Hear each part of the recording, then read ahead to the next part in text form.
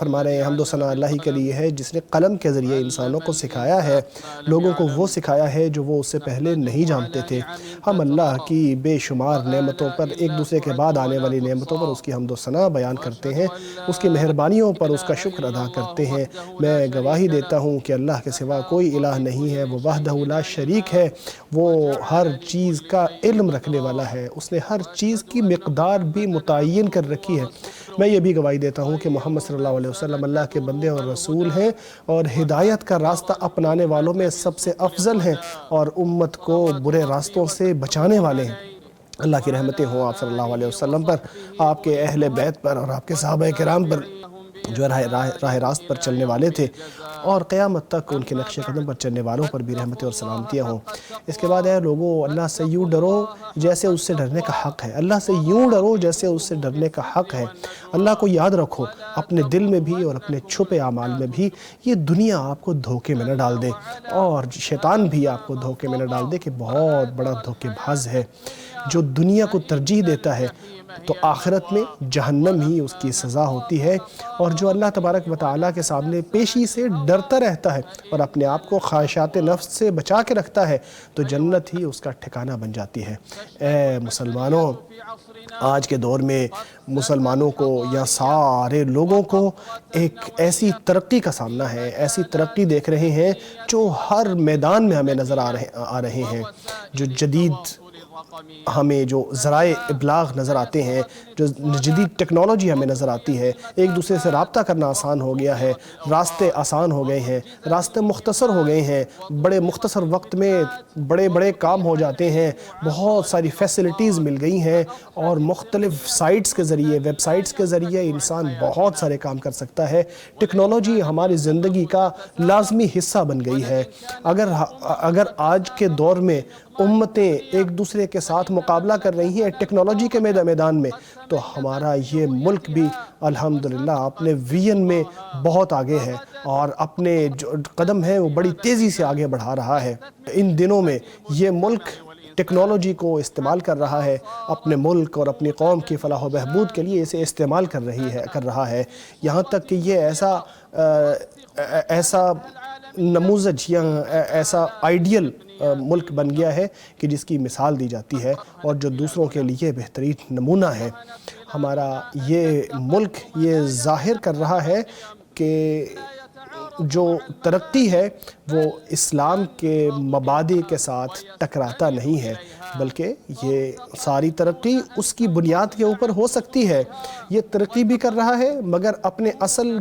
اصل جڑ سے جڑا ہوا بھی ہے، یہ آگے بھی بڑھ رہا ہے لیکن اپنے جو اصول ہیں ان کے اوپر قائم بھی ہے۔ یہ بہت بڑی نعمت ہے اللہ تبارک و تعالیٰ سے، یہ اللہ تبارک و تعالیٰ کی مہربانی ہے جس کے اوپر ہمیں لازمی طور پر اللہ کی حمد و ثنا بیان کرنی چاہیے اور اللہ کا شکر ادا کرنا چاہیے کہ اللہ نے ہمارے لیے یہ ذرائع آسان بنا دیے ہیں اور آسانی کے راستے ہمارے لیے کھول دیے ہیں، اور ہماری قیادت کو توفیق عطا فرمائی ہے کہ ان کو بڑھاتے جائیں اور ان کو ہماری خدمت کے لیے مسخر کریں۔ یہ نعمت ایسی ہے جو بہت عظیم اور دنیا کے اندر تمکین فی الارض کا بہت بڑا مظہر ہے، لیکن اگر اسی ٹیکنالوجی کو غلط جگہ پہ استعمال کیا جائے تو یہ بلا بن جاتی ہے، یہ مصیبت بن جاتی ہے۔ ٹیکنالوجی جب اپنا صحیح راستہ کھو دیتی ہے تو یہ ایک مصیبت بن جاتی ہے، ایسی چیز بن جاتی ہے جس کی وجہ سے یہ وسائل یا یہ ذرائع جو ہے یہ برائی کی طرف لے جانے والے ہو جاتے ہیں۔ اسی حوالے سے میں بات کروں گا اور کہوں گا کہ کچھ ایسے لوگ سامنے آئے ہیں جو اس حوالے سے بہت بڑی بیماری کا شکار ہو گئے ہیں۔ یہ بیماری سوشل میڈیا کے ساتھ اس طرح جڑ جانا کہ اس کو نشے کے طور پر استعمال کرنا شروع کر دینا، ایڈکٹ ہو جانا اس کا۔ بچے بھی اس کو استعمال کرتے ہیں، بڑے بھی اس کو استعمال کرتے ہیں۔ یہ ترقی کا راستہ ہے لیکن بہت سارے لوگوں نے اس کو تنزلی کے لیے استعمال کرنا شروع کر دیے ہیں۔ لوگ آپ کو جسم کے طور پر نظر آتے ہیں، ان میں دل نہیں ہوتے، ان میں آپ کو شکل نظر آتی ہیں، ان کے دماغ نظر نہیں آتی۔ وہ ہر طرح کی چیزیں دیکھتے چلے جاتی ہیں، ایک سائٹ سے دوسری سائٹ تک جاتے ہیں، ایک اپلیکیشن سے دوسری اپلیکیشن تک، ایک شارٹ سے دوسری شارٹ تک، اور مختلف چیزیں دیکھتے چلے جاتے ہیں، ان کو کچھ احساس نہیں ہوتا کہ کیا دیکھ رہے ہیں، کیا کر رہے ہیں۔ یہ ایسا بڑا فتنہ ہے کہ جسے دیکھ کر انسان بغیر کسی ہدف کے دائیں بائیں ہوتا رہتا ہے، بالکل یوں جیسے کوئی اندھا دائیں بائیں جاتا ہے، جیسے کوئی شخص اپنے راستے کو چھوڑ دیتا ہے، وہ اپنی سواری کو بھی تنگ کرتا ہے، محنت بھی کرتا ہے، لیکن کسی راستے پر پہنچ بھی نہیں سکتا۔ کتنی عمریں اس طرح ضائع ہو جاتی ہیں، ان میں کوئی فائدہ نہیں ہوتا، اس طرح سارا وقت بھی ان کا ضائع ہو جاتا ہے۔ ابن عباس رضی اللہ تعالیٰ عنہ کی یہ بات یاد رکھنی چاہیے کہ آپ صلی اللہ علیہ وسلم نے فرمایا، دو نعمتیں ایسی ہیں کہ جن میں اکثر لوگ دھوکے کا شکار ہیں، ایک تو صحت ہے اور ایک فراغت ہے۔ ابن قیم علیہ رحمۃ اللہ اس حوالے سے فرماتے ہیں کہ وقت کو ضائع کرنا موت سے بڑی مصیبت ہے، کیونکہ موت تو دنیا سے آپ کو دور کر دیتا ہے، اس کے بعد آپ کا وقت ضائع نہیں ہوتا، لیکن جو وقت کو ضائع کرنا ہے اس کے ساتھ انسان آخرت سے اور اللہ سے تعلق سے محروم ہو جاتا ہے۔ آپ کا نفس اگر اللہ کی فرمانبرداری میں مشغول نہیں ہوگا تو پھر وہ برائیوں میں ضرور خود بخود لگ جائے گا۔ لوگ آج کے دور میں بہت ساری چیزیں دیکھنے لگتے ہیں، اور جو مختلف سائٹس ہیں جن کے اندر بڑے بڑے بینرز لگے ہوتے ہیں، جن کے اندر بہت ساری دیکھنے میں حسین چیزیں ہوتی ہیں، انہی کے اندر لگے رہتے ہیں۔ اس سے بھی بری چیز ایک اور ہے کہ بہت سارے لوگ ایسے ہیں کہ جو دوسروں کی زندگی کو دیکھتے رہتے ہیں اور اپنی زندگی کو بھول جاتے ہیں۔ صبح و شام ان کا یہی کام ہوتا ہے کہ یہ دیکھیں اس نے کیا کیا ہے، یہ کیسے اٹھا ہے، یہ کیسے سویا ہے۔ شریعت نے اس حوالے سے ہمیں واضح طور پر یہ بتایا ہے کہ انسان کو ایسے اعمال چھوڑ دینے چاہیے جن سے انسان کی اپنی عمر ضائع ہو جاتی ہے۔ ابو ہریرہ رضی اللہ تعالیٰ عنہ سے روایت ہے کہ ہمارے نبی محمد صلی اللہ علیہ وسلم نے فرمایا ہے، انسان کے اسلام کی اور مسلمانی کی بہتری اسی بھی ہے کہ وہ غیر متعلقہ چیزوں سے گریز کر لے۔ اسی طرح یہ بھی کہا کہ بہت سارے لوگ ایسے ہیں جنہوں نے اپنی زندگیاں دوسروں کے لیے جینا شروع کر دیے ہیں۔ میں آپ کو منع کرتا ہوں، آپ ان جیسے کبھی نہ بننا۔ اللہ کے بندو، یاد رکھیے، ہمیشہ یاد رکھیے کہ جو ذرائع ہیں رابطے کے، سوشل میڈیا ہے، یہ آج کے دور میں ایسا ممبر بن چکا ہے یا ایسا تھیٹر بن چکا ہے جہاں پہ بہت ساری برائیاں سامنے آتی ہیں۔ ان کی وجہ سے لوگوں کے دلوں میں حسد آنے لگا ہے، دلوں کی قدورتیں سامنے آنے لگی ہیں، اور لوگوں کے سلامت دل بہت کم نظر آتے ہیں آج کے دور میں۔ اسی طرح کچھ ہمیں ایسے بھی اکاؤنٹس نظر آتے ہیں جو غیر حقیقی ہوتے ہیں، جن کے پیچھے لوگ اپنے چہرے چھپا کر بیٹھے ہوتے ہیں اور فتنے پھیلاتے ہیں، اور ایسی خبریں پھیلاتے ہیں جو لوگوں کے لیے نقصان دہ ہوتے ہیں، اور پھر علماء کی نام کے اوپر ایسے اکاؤنٹس بنا کر فتوے جاری کیے جاتے ہیں تاکہ لوگوں کی شخصیت کو ڈیمیج کیا جا سکے، تاکہ لوگوں کو تنگ کیا جا سکے، گمراہ کیا جا سکے۔ اور سب سے بڑی تعجب کی بات تو یہ ہے کہ ان وہمی قسم کے جو اکاؤنٹس ہیں، ان کے پیچھے لوگ چل پڑتے ہیں اور بغیر کسی تحقیق کے اور کسی صحیح جو سائٹس ہیں ان کا رخ کیے بغیر ہی ان باتوں کو مان لیتے ہیں اور ان کو حقیقت سمجھ بیٹھتے ہیں۔ حالانکہ اللہ تعالیٰ نے یہ فرمایا ہے کہ اے لوگوں جو ایمان لائے ہو، اگر آپ کے پاس کوئی خبر لے کر آئے تو اس کی خبر کی تحقیق کر لیا کرو، اس سے پہلے کہ آپ ان کی بنیاد پر کوئی ایکشن کر لیں اور پھر اپنے ایکشن پر آپ کو ندامت کا سامنا کرنا پڑے۔ اللہ کے بندو، خلوت میں بھی لوگوں کے جو نیتیں ہیں، ان کے اعمال ہیں، وہ بہت بڑے گناہوں کا شکار ہو جاتے ہیں۔ لوگ اپنے موبائلوں کو لے کر کچھ کونوں میں جا کے چھپ کر بیٹھ جاتے ہیں، بہت ساری حرام چیزیں دیکھنے لگتے ہیں، نہ تو اللہ کو یاد رکھتے ہیں اور نہ ہی ان کو کوئی شرم و حیا ہوتی ہے۔ بھول جاتے ہیں کہ ایسے جو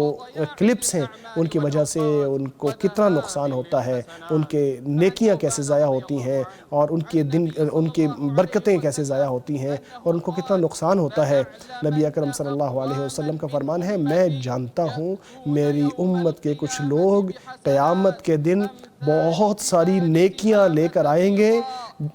جبال تہامہ جیسے سفید نیکیاں لے کر آئیں گے۔ صلی اللہ علیہ وسلم نے اس سے پہلے فرمایا کہ وہ اللہ تعالیٰ ان کی ساری نیکیوں کو راکھ بنا کر رکھ دے گا، ان کو کوئی فائدہ نہیں ہوگا۔ صوبان رضی اللہ عنہ نے فرمایا رسول اللہ ہمیں بتائیں کہ وہ کون ہے، ایسا نہ ہو کہ ہم بھی ان میں سے ہوں، ہمیں پتہ نہ ہو۔ آپ نے فرمایا وہ آپ ہی کے بھائی ہیں، وہ آپ جیسی ہی نیکیاں کرتے ہیں، رات کے وقت بھی ویسے ہی وہ عبادت کرتے ہیں جیسے آپ کرتے ہو، لیکن یہ لوگ جب خلوت میں ہوتے ہیں تو اللہ کی حرام کردہ چیزوں کو حرام نہیں سمجھتے۔ ابن ماجہ کی روایت ہے۔ اللہ کے بندو، اللہ مجھے اور آپ کو قرآن کریم اور احادیث مبارکہ کے ذریعے برکت عطا فرمائے۔ میں اسی پر اکتفا کرتا ہوں، اپنے لیے، آپ کے لیے اور تمام مسلمانوں کے لیے اللہ سے ہر گناہ اور غلطی کی معافی مانگتا ہوں۔ آپ بھی اسی سے معافی مانگو، معاف کرنے والا اور رحم فرمانے والا ہے۔ حمد و ثنا اللہ ہی کے لیے ہے جس نے کامیابی کے راستے ہمیں دکھائے ہیں، جس نے کامرانی کا راستہ ہمارے لیے واضح کیا ہے، اس نے رحمت اپنی دین میں رکھی ہے اور نبی اکرم صلی اللہ علیہ وسلم کی سنت میں دین بھی رکھا ہے اور حکمت بھی رکھی ہے۔ میں گواہی دیتا ہوں کہ اللہ کے سوا کوئی الہ نہیں ہے، اور میں یہ بھی گواہی دیتا ہوں کہ محمد صلی اللہ علیہ وسلم اللہ کے بندے اور رسول ہیں۔ اللہ کی رحمتیں اور برکتیں ہوں آپ صلی اللہ علیہ وسلم پر، آپ کے اہل بیت پر اور صحابہ کرام پر، اور قیامت تک آپ صلی اللہ علیہ وسلم کی پیروی کرنے والوں پر۔ اس کے بعد اے مسلمانوں، بہت بڑی نعمت ہے کہ انسان کو اللہ تبارک و تعالیٰ یہ سجھا دے کہ اس کے اندر کمیاں موجود ہیں، اس سے پہلے کہ اس کے اوپر موت آ جائے، اس سے پہلے کہ اس کا دل سیاہ ہو جائے۔ ہمیں آج کے دور میں جو کہ سوشل میڈیا کا جو کہ انٹرنیٹ کا دور ہے، اس میں ہمیں اس چیز کی بڑی زیادہ ضرورت ہے۔